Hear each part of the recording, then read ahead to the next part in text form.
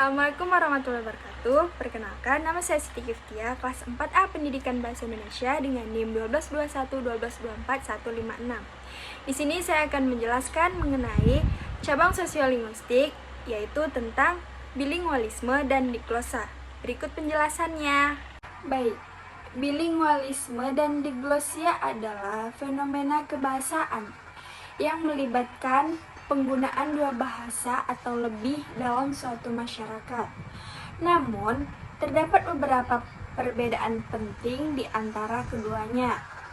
Nah, bilingualisme ini mengacu pada kemampuan individu untuk menggunakan dua bahasa atau lebih secara bergantian. Seseorang yang bilingual dapat memahami dan berbicara dalam dua bahasa dengan tingkat kemahiran yang bervariasi. Bilingualisme dapat terjadi secara alami, seperti ketika anak-anak dibesarkan dalam lingkungan multibahasanya, atau melalui pembelajarannya, seperti ketika orang dewasa mempelajari bahasa baru. Nah, diglosia di sisi lain mengacu pada situasi di mana dua varietas berbahasa yang berbeda digunakan dalam masyarakat untuk tujuan yang berbeda. Varietas bahasa yang lebih tinggi prestise yang disebut varietas tinggi biasanya digunakan dalam konteks formal seperti pendidikan, pemerintahan, dan media.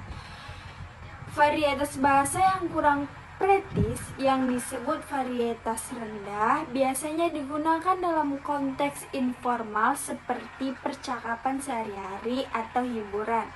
Nah, berikut ada beberapa poin yang penting membedakan bilingualisme dan diglosia. Berikut ada beberapa poin penting yang membedakan bilingualisme dan diglosia. Yang pertama, tingkat individu dan masyarakat. Bilingualisme adalah fenomena individu, sedangkan diglosia adalah fenomena masyarakat. Yang kedua, ada prestise bahasa. Dalam diglosa terdapat beberapa prestise antara dua varietas bahasa. Sedangkan dalam bilingualisme terdapat dua bahasa umumnya memiliki prestise yang sama.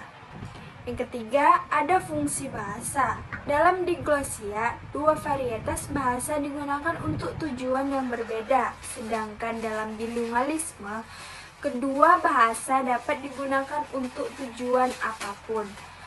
Contohnya itu, anak dari ibu orang Jawa dan ayah orang Minang yang akan terpapar kedua bahasa tersebut sejak kecil dan kemungkinan besar akan menjadi bilingual. Nah, contoh dari diglosa ini, contohnya di beberapa daerah di Jawa, masyarakat menggunakan bahasa Jawa untuk percakapan sehari-hari dan bahasa Indonesia untuk situasi formal. Seperti ini dilakukan biasanya itu di sekolah dan di kantor jika menggunakan bahasa formal. Tapi biasanya jika mereka sudah di tempat adaptasi mereka, maka mereka biasanya menggunakan bahasa Jawa. Baik, itulah yang dapat saya sampaikan mengenai bilingualisme dan diglosa. Semoga apa yang saya sampaikan bermanfaat bagi kita semua. Saya akhiri, wassalamualaikum warahmatullahi wabarakatuh.